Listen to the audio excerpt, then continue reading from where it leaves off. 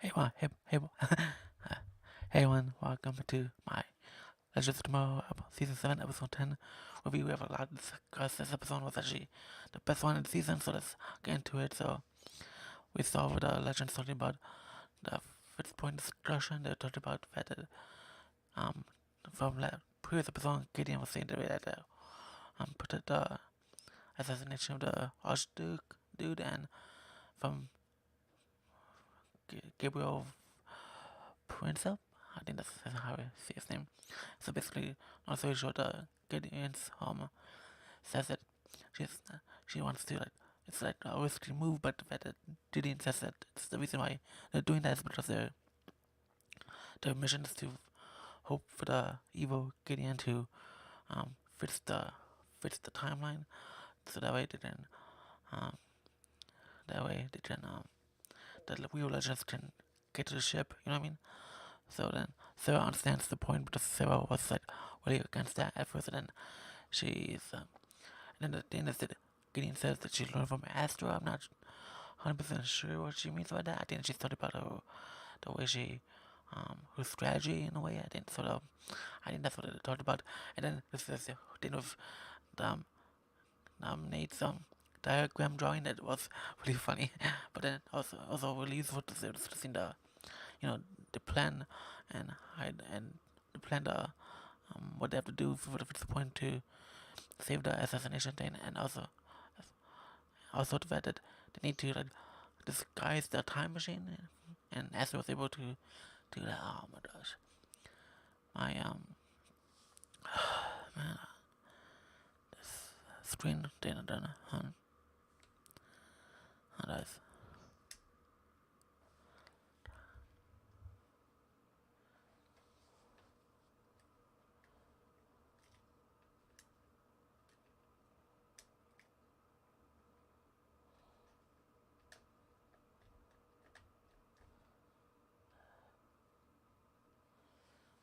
well, I just doesn't work, so just have to do it the old-fashioned way and just have it for those spooner, huh? So I don't know why it keeps happening recently on my computer. I'm not really looked into it. Why didn't I finish up? But yeah, does he want to see me do quotes or thing? I didn't. Anyways, so this what would I do? So they do the time machine. That is guys the time machine. I don't know why they had to do that. I think it's not that they really showed it, and they went to Sarajevo in 1914. I'm sorry, I'm saying that location wrong. Never heard of that place actually.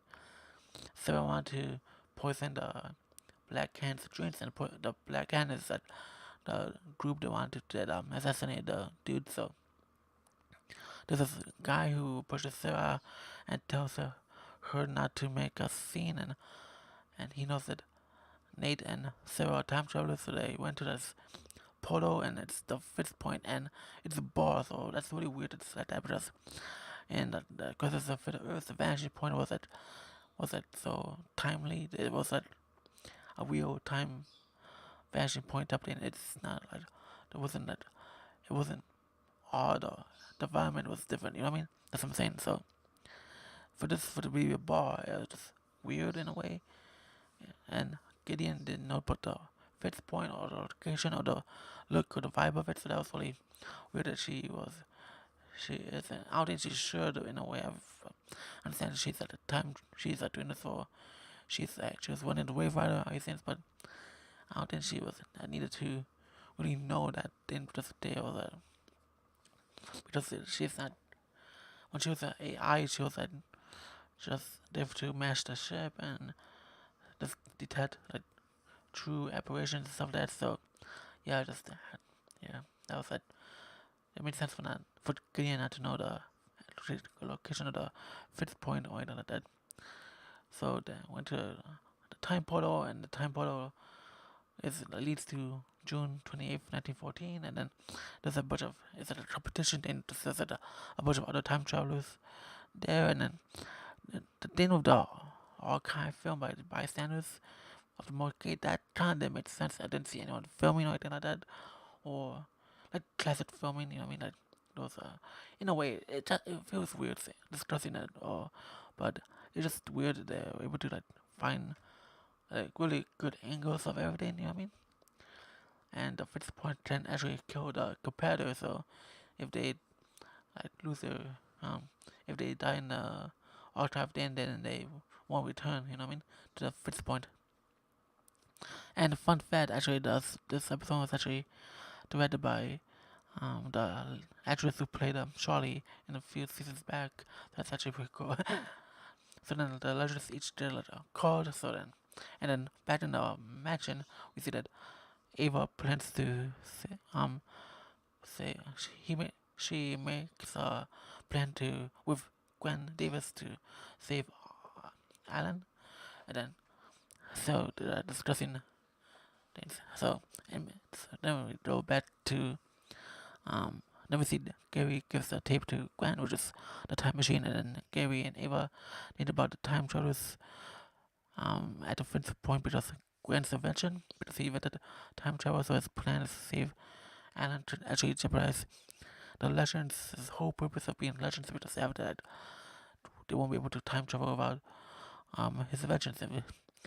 If Gwen saves Alan, then he may not invent time travel. You know what I mean? So that's one of the issues they're thinking about. But Gwen says that he tells Ava that he wants to save Alan, and it's on himself not to know that he would be with the legends and he'll be alone. And that was a really great character to them. The way that makes me love the character even more. That he's doing some selfless, and he's doing something for the team, and he's doing this because he chooses to do so without hesitation. That's something that I've never seen any of these characters really done in a long time. You know what I mean? So that was a really amazing point for that. And also, and back in the bar, we see that Gideon wanted his whole time to be so complicated, and to me, how did it is in a way if they explain it right. You know, this show really does low-key vibes because it is about time travel. So yeah, because of that show, I try to understand time travel talk, if that makes sense. But yeah, it's not out. It's complicated, you know what I mean? But yeah, so Astra and Bayward find another place to sit down because it's going to be at a cupboard, it's on the barn. So then it leaves Spooner and Zoe the two, one-on-one. So that's actually really cool. And I did that later in the bed, and that's we see that Gideon and Gary also hang out their own separate area, and then in a way, and then Gideon has to do about counting people, and the thing with the quote no infinite knowledge, something that Gideon said that was like really hard for her to say that. I don't know why, but yeah. So then Nate and Sarah's plan is being done by someone else who actually fell. So basically, what Nate and Sarah are doing is discussing ways to succeed in the fixed point then to save the dude from being assassinated, the archduke from being killed by the Philip dude. So then Sarah's turn, and then she goes into the fixed point, and then she gets hit by a ladder, and then so then, but because she's remember she's like technically how do you say this? Basically she can't die. You know what I mean? That's Sarah Lance. She died. It's because of pressure up turned her into like a robot in a way, so she can never die. So she in a way survives and goes back to the bar, and then back with and imagine we see that Gwen Davis feels bad for loving Alan, and Ava tells him that he can belong with someone else and somewhere else in the timeline and feel accepted and stuff like that. And I really love Ava in this scene. She really cares about Davis, and she really shows that how much she's there for him. You know what I mean? So I really love that. And then we see that Zoe and Spooner feel bond and try to talk about, like not wanting to be in bars and all these things. That's actually really fun, cool stuff going on there. And we see that Nate and the Legends got Sarah's back in a way they're trying to find a way to try again and again. And then and then they take a break, and then Zoe wants to play Smash Mary Kill with Spooner, and then Spooner says she's not interested because she's ace, and then she feels a little off about that. She thinks like the powers, the mushroom things going on, and Zoe says that's not it, and it's the fact that it's something that is okay and normal, and I really love that scene so much, and really shows everything about Spooner is that it makes me love Spooner even more because she's showing she's understanding her true self, and she really understands what Zoe is saying to her. So it's awesome to see his character in DC, so that's also pretty awesome. So now to something else is that the legends and everyone else in the bar, they see they review the footage and they see that a guy with a top hat in there for one frame only, and then if you spoil it, if you already saw this episode, you already know who it is, so it's gonna be interesting. It's got good, crazy. So then Gideon asks for Gwen for an anti-time manipulator to so they didn't so Sarah can see what's going on, and Gwendolyn is okay with that. And in order to do that, he can't save Alan, and he has to dismantle the time machine, not destroy it, but move, grab certain parts of it, and the machine won't work basically. And he doesn't show that. I don't know why, and it's weird because Astra turned the time machine into a tape, and they'll show Astra undoing the spell. So that was really weird to do so. So basically, Gwendolyn makes the device, and then there's a lot of emotional pressure for Sarah because we're using this device, and it's the only chance they get because it only worked once, and this is the last chance to um, do this. And then one day when the bar, they're being followed off by a bunch of teenager-looking kids, and then for a long story short, they're able to they saw the legends try over and over again, and the three guys end up giving Sarah and the legends their tickets because they don't have any more, and then Sarah says she only needs one, and then the she goes in there one more time, and time freezes, and Sarah sees Eobard, who's actually who's played by Matt Lester. So because if you guys remember, he was in Legend of Doom. He was fighting. He died by the Spirit of Destiny and the Black Flash. The Black Flash and the Time Warp took him somewhere, and we don't know where. And now we see him fulfilling his next purpose. Basically, is that and Sarah fights him. He doesn't have his speed, and which is really important as he lost his speed. And then he tells Sarah if he dies, Sarah or someone should have to take his place, or all time already will break and fall apart, and that makes sense. And so Sarah and Dawn, they sit down and talk about what happened and all these things, and what the Fritz point, and the fact that he understands history cannot and shouldn't be changed. And I can't disagree with that, because then why is the legends the legends, you know what I mean? That makes no sense. The legends are there to fits time and stuff like that. So, and with the fits time, we have to make some ripples of effects, you know what I mean? But overall, I try to understand his point, but even though I don't agree with it. And he says that this is watch the Time Lord made. I don't know how, with magic or with, I don't know, did they build it or something? I don't know. But the watch is really just no explanation on how it's made, but nonetheless, Don says his plan is, he says, what he's doing is that he has to fix the time over and over again. That's why the fix point kind of exists, and then basically, Gideon feels that it's not really time being messy. It's Eobard making the time look messy. I mean, but in a way, time is kind of messy. I don't know, that sounds confusing because I just said that earlier in this review that, time is like,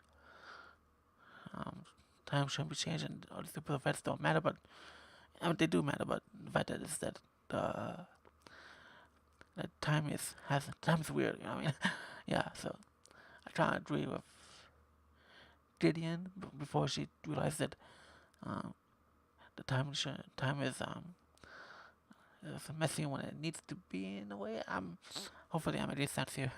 So then, anyways, Dawn's plan is to give Sara and the Legends 40 minutes to get to the ship, and the AI status to be a Category 5 aberration.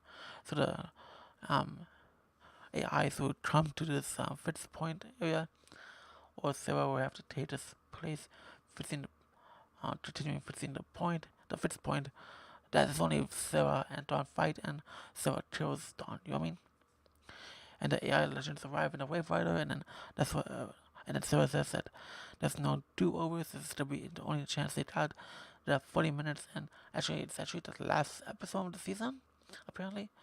According to IMDb, so I don't know what's up with that. But yeah, no do-overs, and I think this was actually the best episode of the season. It defines what the legends are. It shows us into the whole time travel aspect of it.